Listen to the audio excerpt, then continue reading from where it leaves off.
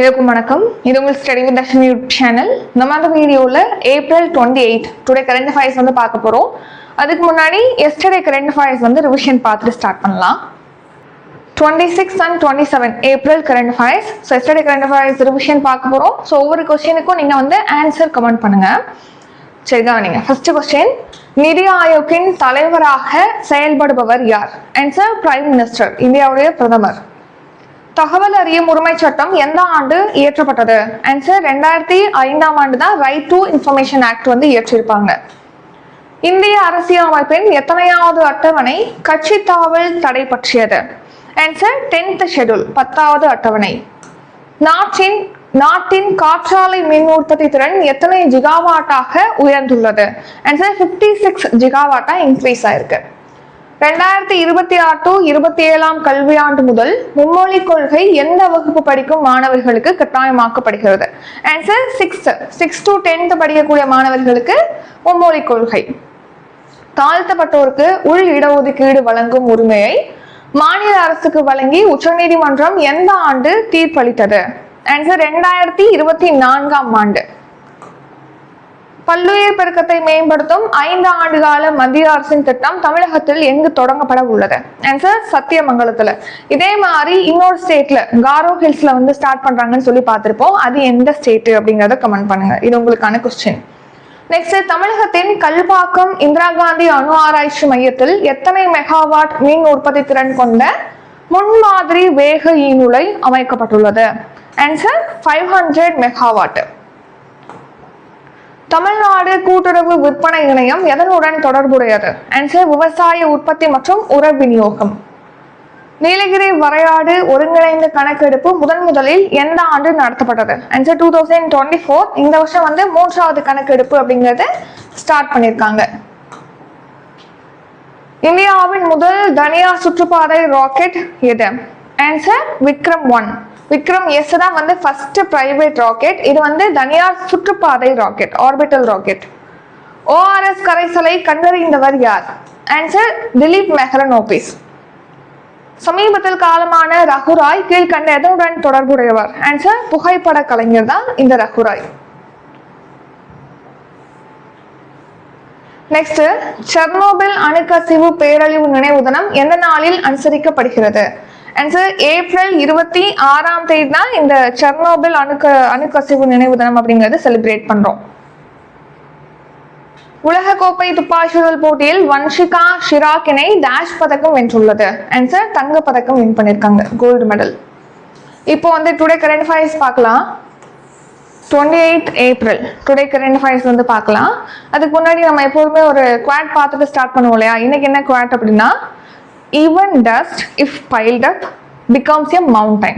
அதாவது என்னன்னா, டஸ்டா இருந்தா கூட, ஒரு தூசியா இருந்தா கூட அது ஒன்னா சேர்ந்துச்சு அப்படின்னா லாஸ்ட் ஒரு மவுண்டனே கூட அது கிரியேட் ஆகும், அது கிரியேட் பண்ணும் அப்படிங்கிறதா குவாட்.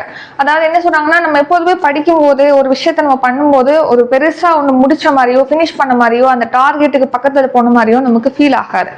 ஆனா ப்ராக்ரஸ் அப்படிங்கிறது எவ்ரிடே வந்து நீங்க ஒரு ஸ்டெப், ஒரு ட்ரை எவ்ரிடே நீங்க பண்றீங்க அப்படின்னா, ஸோ டஸ்டாக இருந்தால் கூட அது ஒரு பெரிய மவுண்டனாக மாறும். உங்களுடைய சக்ஸஸை நீங்கள் ரீச் பண்ண முடியும். எவ்ரிடே ஒரு ஸ்டெப் வைங்க, ஒரு ட்ரை பண்ணுங்க அப்படிங்கிறது தான் இன்னைக்கான இன்னைக்கான குவாட். இப்போ நம்ம கரண்ட் அஃபேர்ஸ் பார்க்கலாம். அப்பாயின்மெண்ட்ஸ்.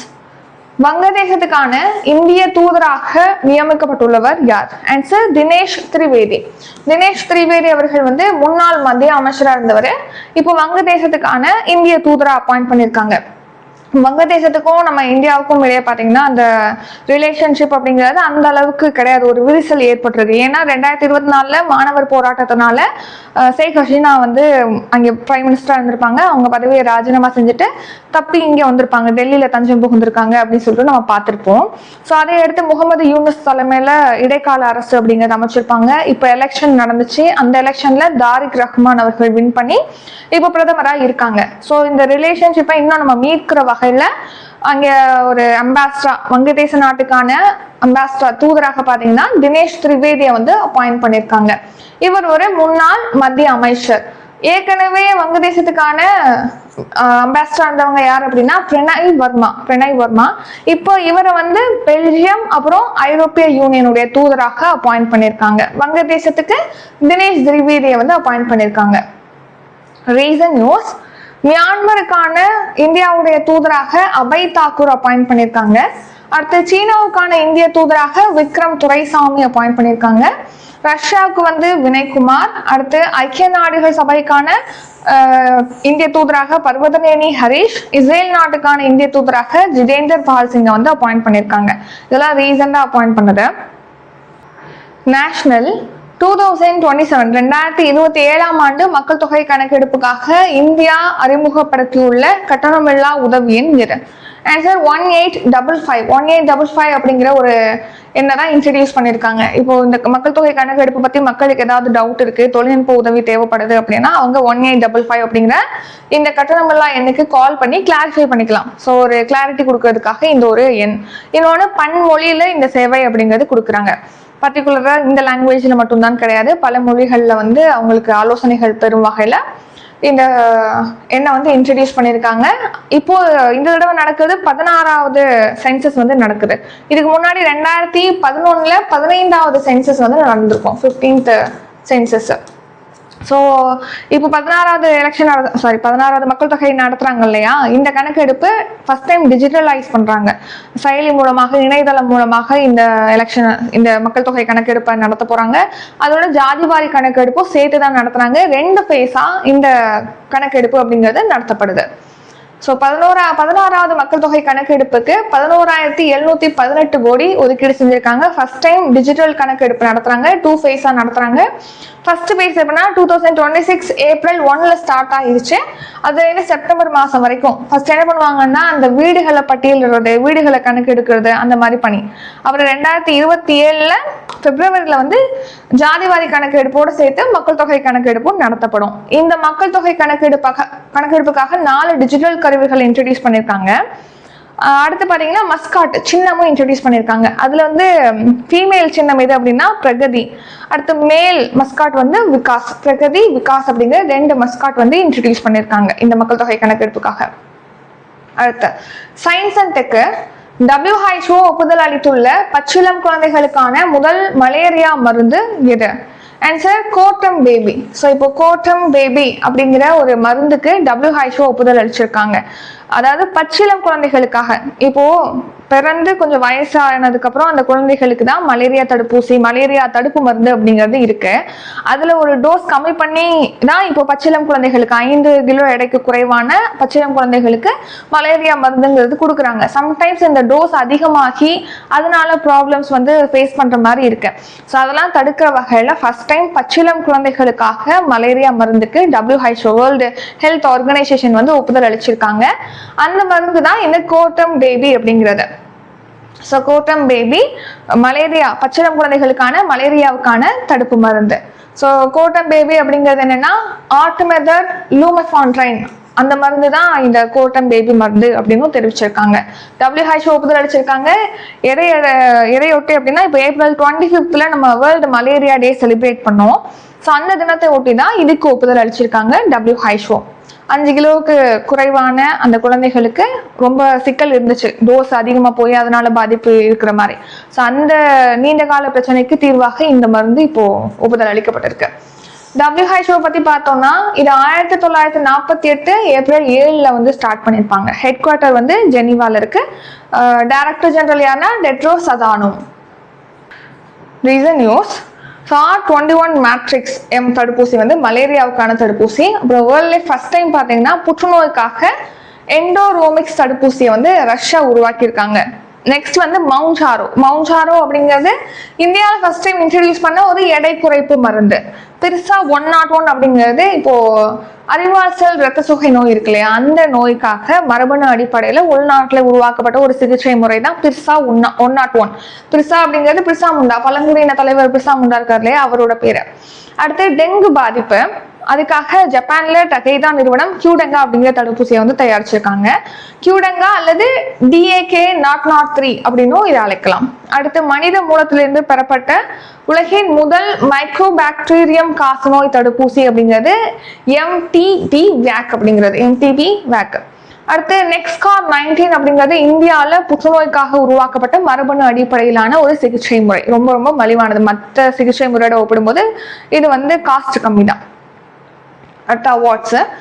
பத்ம விருதுகள் எந்த ஆண்டு முதல் வழங்கப்படுகிறது? 1954ஆம் ஆண்டுலேருந்து தான் இந்த பத்ம விருதுகள் அப்படிங்கிறது கொடுக்குறாங்க. பத்ம விருதுகள்னா ஒரு 3 அவார்ட்ஸ் வந்து சொல்லுவோம். பத்மஸ்ரீ, பத்மபூஷன், பத்ம விபூஷன்.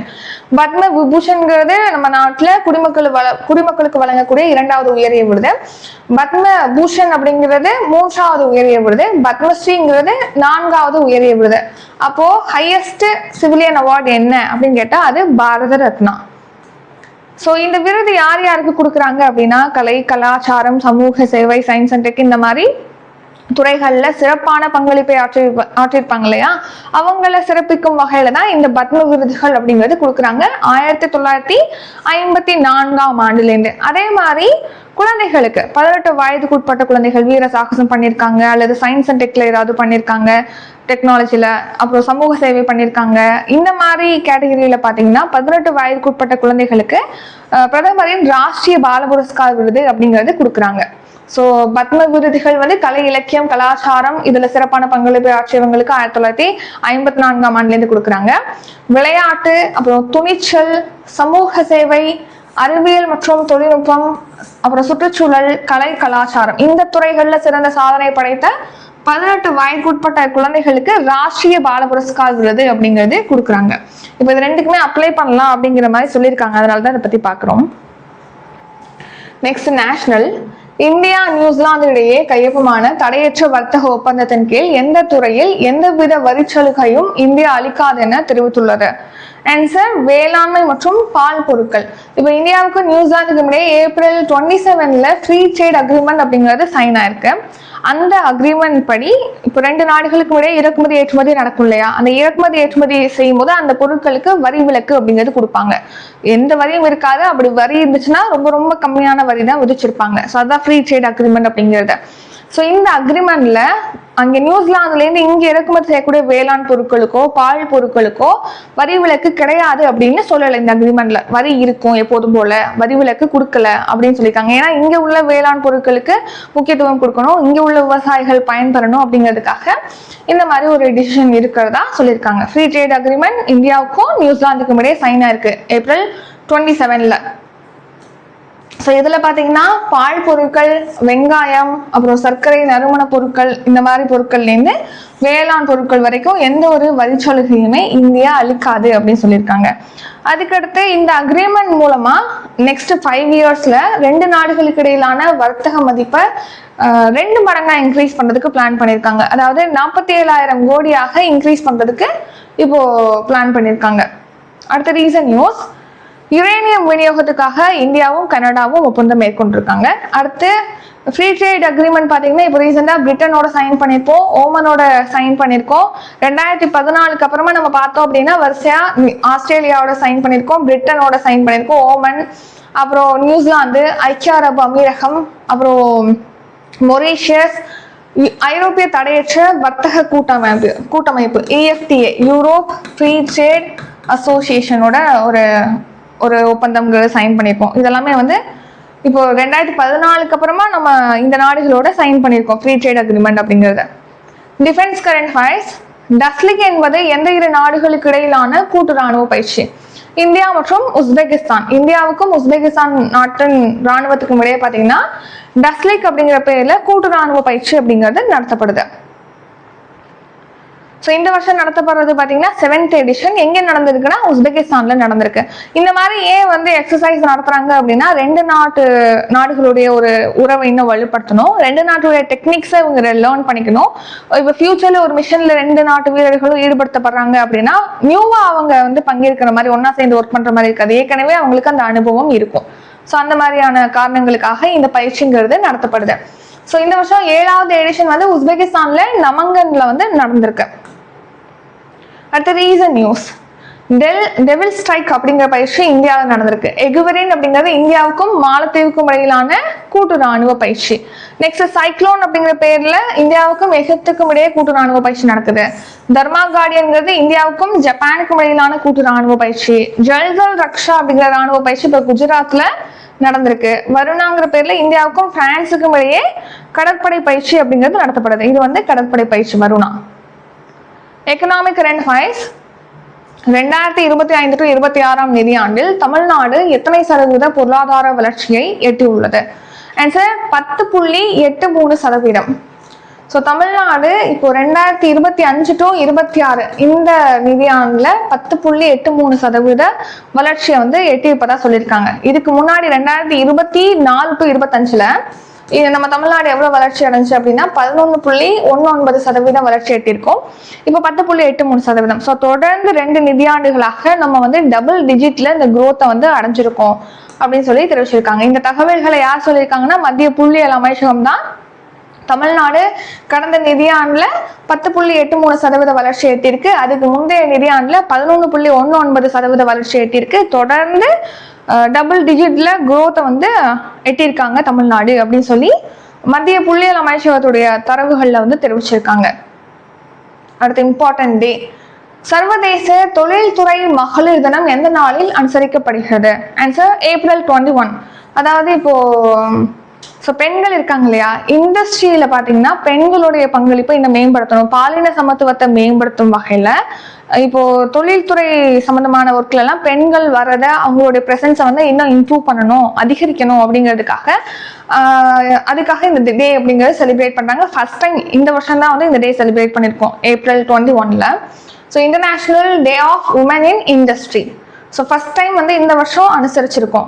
ஸோ போன வருஷம் தான் இந்த டேவை வந்து இன்ட்ரடியூஸ் பண்ணியிருப்பாங்க. இந்த ஒரு தினம் அப்படிங்கிறது தொடங்கப்படும் சொல்லிட்டு 2025 உலகளாவிய தொழில்துறை உச்சி மாநாடு சவுதி அரேபியால நடந்துச்சு. அந்த மாநாட்டில் ஐக்கிய நாடுகள் தொழில்துறை மேம்பாட்டு அமைப்பு தான் இந்த April 21 வந்து தொழில்துறையில பெண்களுக்கான தினமாக அறிவிச்சிருப்பாங்க. ஃபர்ஸ்ட் டைம் இப்போ நம்ம அனுசரிக்கிறோம். பாலின சமத்துவத்தை ஊக்குவிக்கணும், தொழில்துறை வளர்ச்சியில பெண்களுடைய பங்களிப்பையும் கொண்டு வரணும் அப்படிங்கிறதுக்காக. இந்த வருஷம் தீம் என்ன அப்படின்னா செலிப்ரேட்டிங் உமன்ஸ் லீடர்ஷிப் இன் இண்டஸ்ட்ரியல் டெவலப்மெண்ட். அதாவது தொழில்துறை வளர்ச்சியில பெண்களுடைய தலைமைத்துவத்தை நம்ம கொண்டாடணும் அப்படிங்கிறதா இந்த வருஷம் தீம். அடுத்த ஸ்போர்ட்ஸ், ACIFF சாஃப் மகளிர் சாம்பியன்ஷிப் போட்டி 2026 எங்கு நடைபெற உள்ளது? ஸோ ஆன்சர் வந்து கோவா. ஸோ இந்த வருஷம் கோவால நடக்க போது இந்த சாஃப் மகளிர் சாம்பியன்ஷிப் போட்டி அப்படிங்கிறது. சாஃப் அப்படின்னா அதோட ஃபுல் ஃபார்ம் என்னன்னா சவுத் ஏஷியன் ஃபுட்பால் ஃபெடரேஷன், அதாவது தெற்காசிய கால்பந்து கூட்டமைப்பு. இந்த சாஃபுடைய இந்த வருஷம் வந்து மகளிர் கால்பந்து போட்டி நம்ம தான் ஹோஸ்ட் பண்ண போறோம் இந்தியாவில்.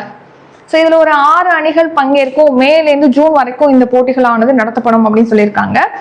இதுக்கு முன்னாடி இந்தியா எப்போ இதை ஹோஸ்ட் பண்ணாங்க அப்படின்னா 2016 தான் லாஸ்டா இந்தியாவில் நடந்துச்சு இந்த சாஃப் ஃபுட்பால் போட்டி அப்படிங்கிறது. அதுக்கப்புறமா இப்போ கோவால வந்து ஹோஸ்ட் பண்ண போறாங்க. 6 அணிகள் வந்து பங்கேற்கிறாங்க. அடுத்த லாஸ்டா ஸ்போர்ட்ஸ் தான். உலகக்கோப்பை துப்பாக்கி சுடுதல் போட்டியில் ஹேமந்த் பர்மன் டேஷ் பதக்கம் வென்றார். ஆன்சர் வெள்ளி பதக்கம். சில்வர் மெடல் வந்து இந்த ஹேமந்த் பர்மன் அப்படிங்கிறவர் வந்து வின் பண்ணியிருக்காரு. ஸோ இப்போ உலகக்கோப்பை துப்பாக்கி சுடுதல் போட்டி அப்படிங்கிறது எகிப்துல கெய்ரோல நடந்துட்டு வருது. அதுல ஹேமந்த் பர்மன் வந்து 50 மீட்டர் ரைஃபிள் 3 பொசிஷன்ஸ் பிரிவுல வெள்ளி பதக்கம் வின் பண்ணியிருக்காங்க. டிராப் களப்பணிகள் ஜூனியர் பிரிவுல ஜுஹைர் கான் ஆதித்யா கட்டியால் வந்து வெண்கல பதக்கம். ஸோ மொத்தமாக பார்த்தீங்கன்னா இந்த பட்டியலில் இந்தியா 16 பதக்கங்களை வின் பண்ணி ஃபர்ஸ்ட் பிளேஸை பிடிச்சிருக்கு அந்த தரவரிசையில் பதக்க பட்டியலில். தங்கப்பதக்கம் வந்து 5, அப்புறம் வெள்ளி பதக்கம் ஒரு 6, வெண்கல பதக்கம் 5 பதக்கம் வின் பண்ணியிருக்காங்க. அதுதான் ஷார்ட் நியூஸ். ஆம் ஆத்மியிலேருந்து விலகி இப்போ பிஜேபியில் ஒரு 7 பேர் வந்து ஜாயின் பண்ணியிருக்காங்க. ஸோ அதை வந்து மாநிலங்களவை தலைவர், இப்போ குடியரசு துணைத் தலைவராக இருக்கவங்க தானே மாநிலங்களவை தலைவராக இருப்பாங்க, யாரு இப்போ சிபி ராதாகிருஷ்ணன் இருக்காங்க, அவங்க வந்து அதை அப்ரூவ் பண்ணியிருக்காங்க. இவங்க இணைஞ்சிருக்கிற அங்கீகரிச்சிருக்காங்க. Next 28 April current affairs. Today current affairs revision பார்க்கலாம். அதுக்கு முன்னாடி நம்ம சேனல்ல இப்போ current affairs subscription, current affairs test batch, group 4க்கு டெஸ்ட் பேட்ச், ஜிஎஸ் பேட்ச் எல்லாம் ஸ்டார்ட் ஆகுது. அப்கமிங் டெஸ்ட் பேட்ச் பற்றி டீட்டெயிலாக டிஸ்கிரிப்ஷன்ல இருக்கு. டவுட் இருக்கவங்க கான்டாக்ட் நம்பர் டிஸ்கிரிப்ஷன்ல கொடுத்துருக்கோம், அந்த நம்பருக்கு கான்டாக்ட் பண்ணி கேட்கலாம். இப்போ நம்ம ரிவிஷன் பார்க்கலாம். ஃபர்ஸ்ட் கொஸ்டின், வங்கதேசத்துக்கான இந்திய தூதராக நியமிக்கப்பட்டுள்ளவர் யார்? ஆன்சர் தினேஷ் திரிவேதி. 2027 ஆண்டு மக்கள் தொகை கணக்கெடுப்புக்காக இந்தியா அறிமுகப்படுத்திய கட்டணமில்லா உதவி எண் என்ன? ஆன்சர் 1855. WHO ஒப்புதல் அளித்துள்ள பச்சிளம் குழந்தைகளுக்கான முதல் மலேரியா மருந்து எது? Answer காட்டம் baby. பத்ம விருதுகள் எந்த ஆண்டு முதல் வழங்கப்படுகிறது? ஆன்சர் 1954 ஆண்டு முதல். இந்தியா நியூசிலாந்து இடையே கையொப்பமான தடையற்ற வர்த்தக ஒப்பந்தத்தின் கீழ் எந்த துறையில் எந்தவித வரிச்சலுகையும் இந்தியா அளிக்காது என தெரிவித்துள்ளது? என்ற வேளாண்மை மற்றும் பால் பொருட்கள். டஸ்லிக் என்பது எந்த இரு நாடுகளுக்கு இடையிலான கூட்டு ராணுவ பயிற்சி? ஆன்சர் இந்தியா மற்றும் உஸ்பெகிஸ்தான். 2025-26 நிதியாண்டில் தமிழ்நாடு எத்தனை சதவீத பொருளாதார வளர்ச்சியை எட்டியுள்ளது? ஆன்சர் 10.83%. சர்வதேச தொழில்துறை தினம் எந்த நாளில் அனுசரிக்கப்படுகிறது? ஏப்ரல் 21 செலிப்ரேட் பண்றோம். சாஃப் மகளிர் சாம்பியன்ஷிப் போட்டி 2026 எங்கு நடைபெறுகிறது? ஆன்சர் கோவால. உலகக்கோப்பை துப்பாக்கி சுடுதல் போட்டியில் ஹேமந்த் பர்மன் டேஷ் பதக்கம் வென்றுள்ளார்? ஆன்சர் சில்வர் மெடல் வின் பண்ணிருக்காங்க. ஸோ இத்துடன் இன்றைக்கான கரண்ட் அஃபேர்ஸ் வீடியோ நிறைவடைகிறது. இந்த வீடியோ உங்களுக்கு பிடிச்சிருந்தா லைக் பண்ணுங்க, ஷேர் பண்ணுங்க. நம்ம சேனலை நீங்க இன்னும் சப்ஸ்கிரைப் பண்ணலன்னா மறக்காம சப்ஸ்கிரைப் பண்ணிக்கோங்க. நன்றி, வணக்கம்.